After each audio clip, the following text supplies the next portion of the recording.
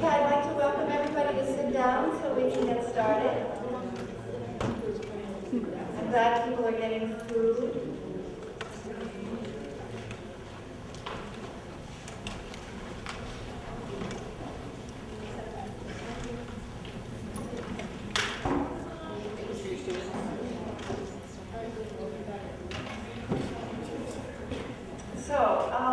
Welcome everybody to our second of, it's actually our third, but our third of a series of community forums. We, our college, in response to the tragedy at Sandy Hook, we had some discussions about it. It would be nice to offer some forums to both our internal community and our external community to address some of the issues that had been talked about in the media since the tragedy at Sandy Hook. And last week we had a forum on violence in media, which was very, very interesting.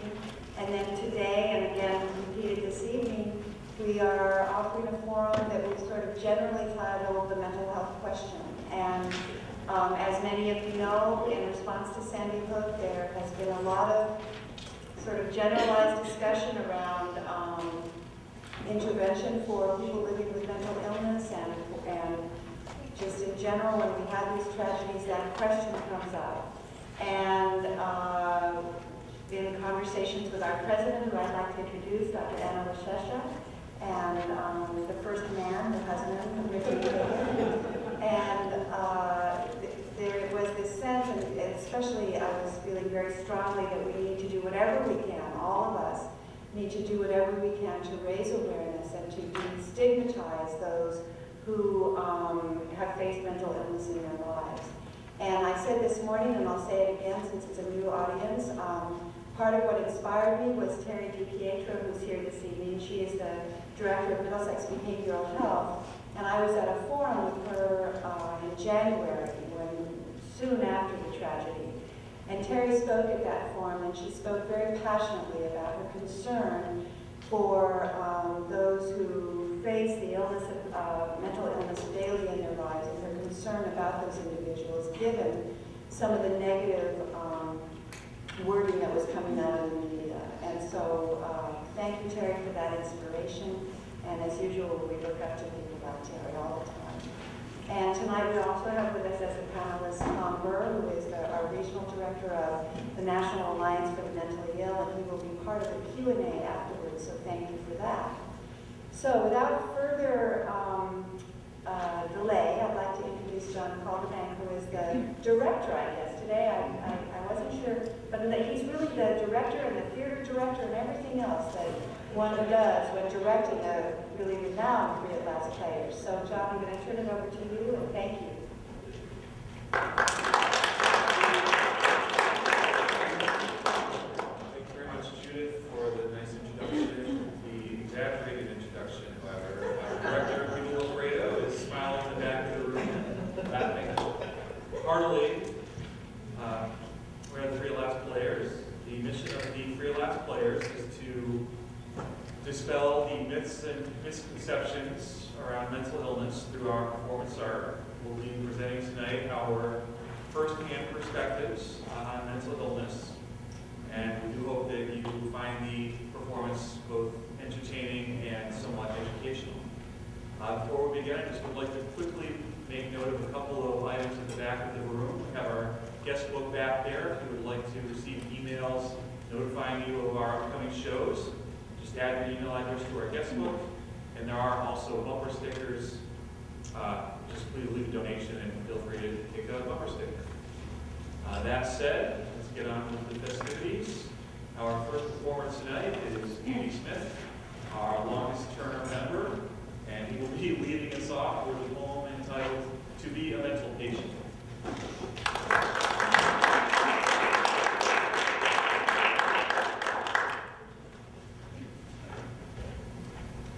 To be a mental patient. To be a mental patient is to be stigmatized, ostracized, socialized, patronized, and psychoticized. To be a mental patient is to have everyone controlling your life but you. You're watched by your shrink, your social worker, your friends, your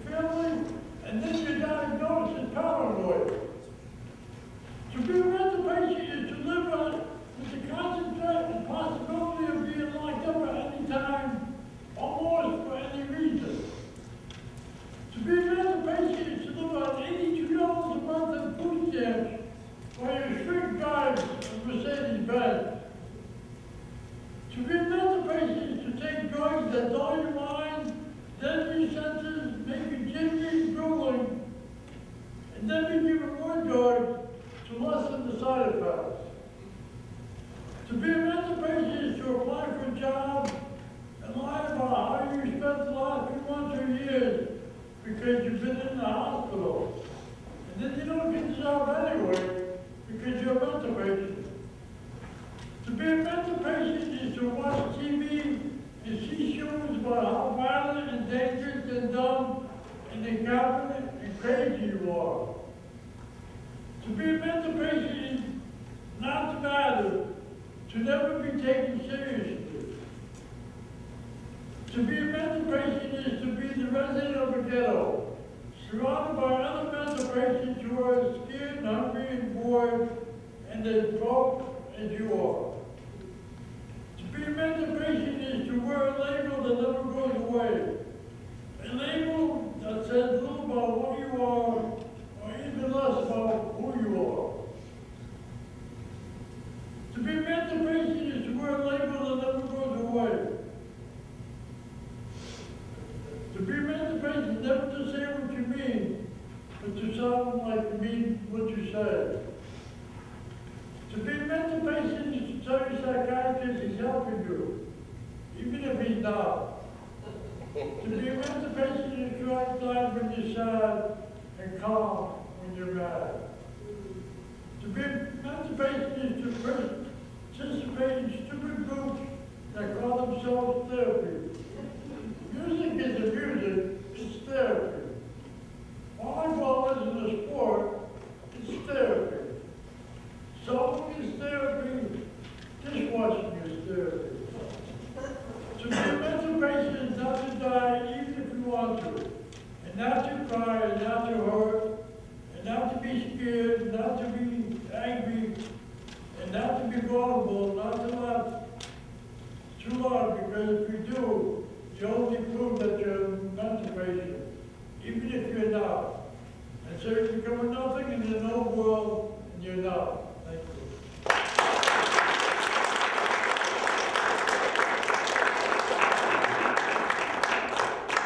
This next piece was written about 10 years ago. It was produced for a convention held right here in this room for people who work at Warm Lines. Warm Lines, in case anybody's not familiar, are toll-free numbers that people can call to talk to someone if they feel that they need to talk to someone. With that, I give you our Warm Line skit.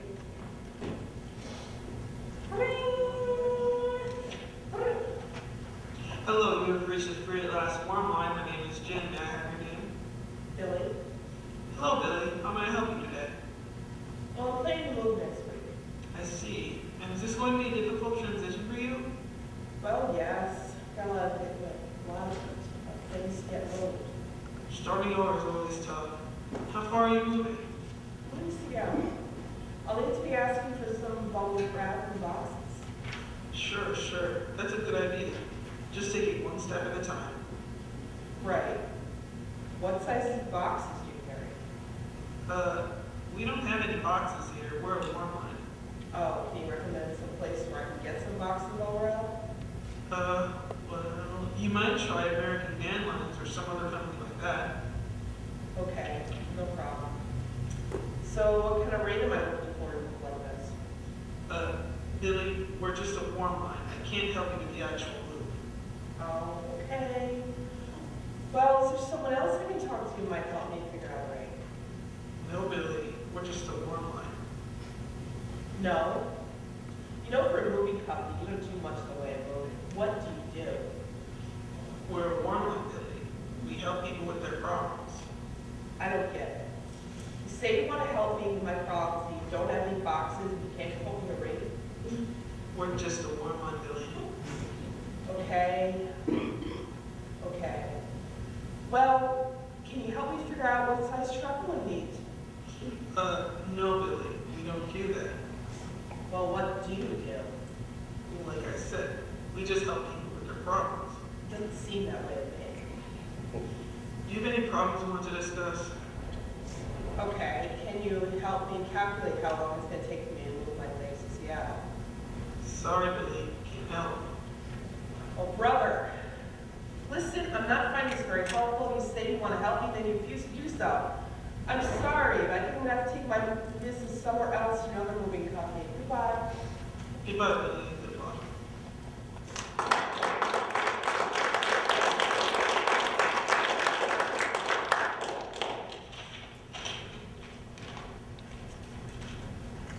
This is a poem I wrote called Schizo. In shades of the eternal fight, I greet each waking day, quite used by now to steady fright that rides me along the way. So rare are any oases within the endless strife. I weary fare the crazy seas of schizophrenic life. I think, therefore I am, it said. My mind's what makes me John. Annoying that that very head is withered, weak, wan. What did I do to deserve this? The question rules my mind. What awful deed or evil twist condemns me to this kind? I struggle and I struggle on to seem the normal type. Hope vainly strives to bid fear gone through each new day and night. It takes each thing that I have got to spurn the ready bait and fend away the vile heart rot that might turn fear to hate. Thank God for friends and family. With them I can stay sane. They show me all that I can be, despite the mental pain. In end, there is one final part the mental bug can't touch. My will drives me to fight on hard, unhindered by the crutch.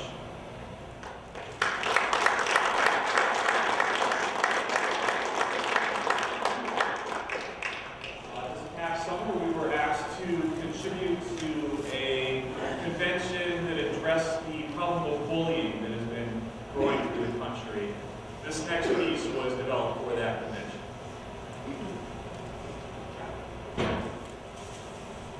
Ready? Okay. B-U-L-L-Y. I don't need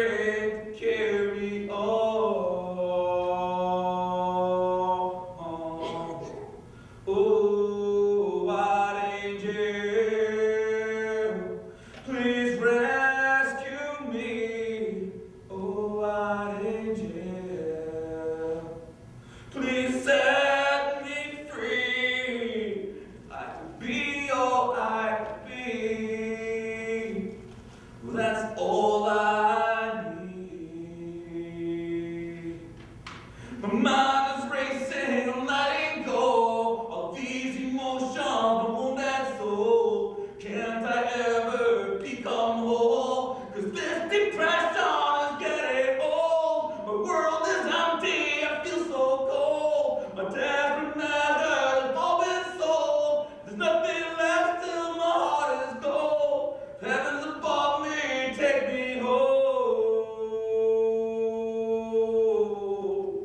Oh, what angel, please rescue me. Oh, what angel, please set me free. If I could be all I could be, well, that's all I need. Oh, what angel.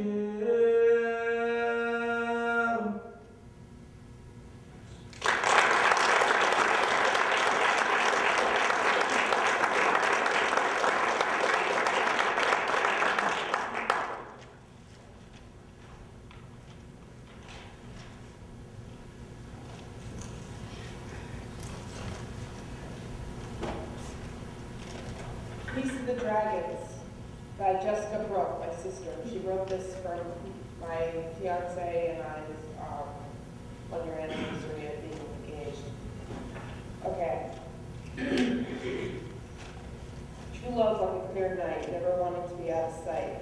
So serene, pure and true. Not only one lover, but two. Gentle kisses and sweet embraces, the glowing smiles on their faces. Pain melts them away with a hug. A wish for your anniversary, a jug of never-ending joy, freedom from pain, a calm feeling like spring rain.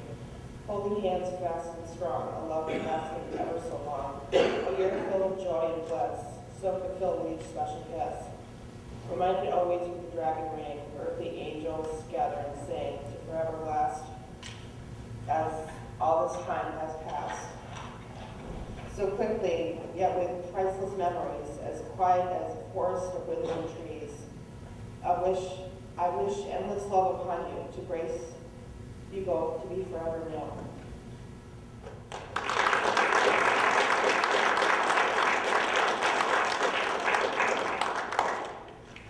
Hello, ladies and gentlemen. My name is Shane. I'm once a student here, but I'm back again. This is called Diverse Messages. A man came out to say, "What a fine, beautiful day. The sun is shining, the air is nice. I look around and take his life. I don't think this nonsense the voice telling me. It only distracted from your true nature. God comes to see that this paranoia that I experience is real. It's not real. It's in my head that I care. Oh, you know you're crazy when the voice tells me, duh, I wouldn't hear it. Oh, yeah, that was for sure." If man came out to say, "Hey, it's time to watch Jeopardy. This is the way to be. It's a part of me." You never know what quite to expect when you mess with the devil's advocate. Goodbye.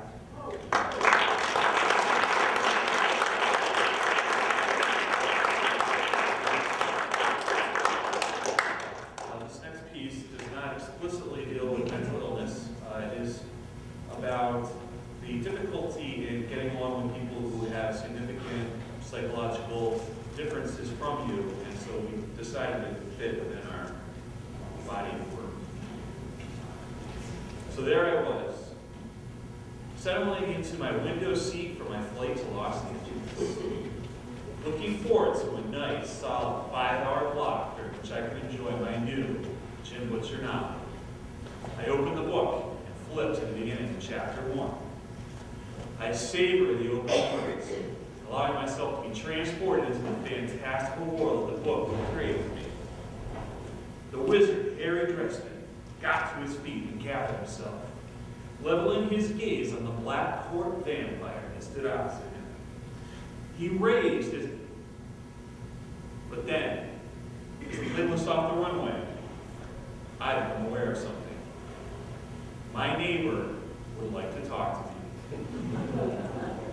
Ladies and gentlemen, his entire demeanor identifies him as someone who greatly prefers active conversation to solitary silence. I grip my book with a bit more firmness, careful not to let my attention on it wane. My message? I am so sorry, sir, but I am too engrossed by my reading so as to be able to notice you. But he persists, insistent that normal people would much rather converse than contemplate. A silent wrestling match ensues, and for some time, we are at a stalemate. But then, the battlefield changes. The flight attendant enters the scene. She is offering Italian cookies. My focus wavers. Italian cookies. I drop my book for a moment as I reach for the cookie, and thereby create an opening easily large enough for my neighbor to be able to assert himself. "So, why fly to LA?" he asks, and adroitly carries us into a lengthy conversation. I realize the inescapable rules of polite society dictate I cannot return to my book. I have been defeated. And so went another battle in the subtle war that's happening all around us. This war is a conflict whose lines aren't drawn on any map, but in the amorphous areas of our personal spaces. The war's happening everywhere, on the job, at the supermarket, on the social scene, anywhere that we gather. It's a war marked not by deaths, but by exclusions. We fire not bullets, but words. What I'm talking about is the war between the extroverts and the introverts, the extros and the intros, the struggle between those whose appetite for conversation can seem nearly boundless and those who must limit their interactions with others. The struggle between the bubbly and the bashful, between the talkative and the taciturn. Who's in the right? Who needs to change their ways? These are very difficult questions to answer. And so the struggle continues. The extros see the intros as aloof, unfriendly, jerks. The extros see the intros see the extros as overbearing, phony, bores. Like red states and blue states, most of us know the camp within which we fall. It shapes our perspective on the world. The intros strive to get along with the extros by wearing the mask of a smile. They struggle not to upset the extros by pushing themselves to interact with others more and more. For the intros, the dreaded label is antisocial. There is nothing worse than being branded with the scarlet A. The extros strive to get along with the intros by cutting back on their appetite for interaction. For them, the label to be avoided is overbearing or pushy. They must accept the fact that we do not live in a world populated entirely by extros. There are those who rejuvenate themselves not by interacting with others, but by spending time alone. None of us are completely extroverted or completely introverted, but we can all recall some difficulty we had interacting with someone who's either much more or much less outgoing than ourselves. Maybe you tried to start a conversation with someone and saw them react with discomfort. Or maybe you found yourself in the company of people who are much more outgoing than you and you felt disrespected because of it. If we find the conflict to be especially evident, we might feel that we have to make a stand. Because I babble, do I not lead? Must we be judged by the volume of our verbosity? And there truly is value on both sides. The extros are the cultivators of camaraderie, the builders of teamwork. The intros are the more reserved amongst us, the more reflective. They are the thinkers, the theorizers, the philosophers. But it is an instinct, this clash that exists between those who reside in different areas on the spectrum of sociability. Like cats and dogs, we immediately conflict with those who differ from us greatly in this way. Can we overcome an instinct? I don't know. Can we try? I like to think so. The key to resolution is in wide acceptance that there truly is worth on each side. As a society, we must collectively say there is no right answer to the question, would you like to talk? It is unfair to discriminate based on the degree to which a person is sociable. Picture it. The man on the plane, accepting that we're not all extros. It's okay to sometimes prefer a good read to a gab fest. this make the world a better place? I think so. In the words of Rodney King, can't we all just get along? These differences aren't as easy to see as the color of one's skin. But like such differences, there's no right color to one's sociability. So what does everyone think about this? You want to talk about it? Would you like to talk? It's completely up to you.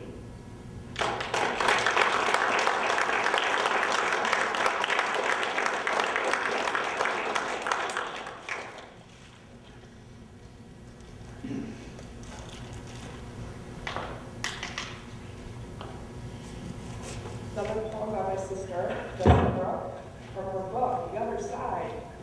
Available on Amazon, Kindle, and Barnes and Noble. Sorry. Okay. Beat me into a boy. Beat me into a boy. Take me target shooting. I went hunting with you. I dug for your hobbies. I sought to please you, longing for a father's love, never good enough. As you guzzled the beers, I knew that what would ensue. It was only me to be attacked, for I was your last chance to carry on the bloodline. Or how I ate up every bit of praise I've received out of a mouth, even spewing lewd remarks, devastating blows to my ego. Like a boy, I stood up to you. I would not accept those disgusting, filthy, degrading words, for I entered your life as a girl, then became a woman less than half your size. Not succeeding to do damage to my spirit must have fueled further fire for spiting you. I paid with belt buckle, welts, fists to my stomach, and kicks down the stairs. But you couldn't change what you wished, for I was still me, only a girl wishing to be loved, for who I was, not the boy you wanted me to be.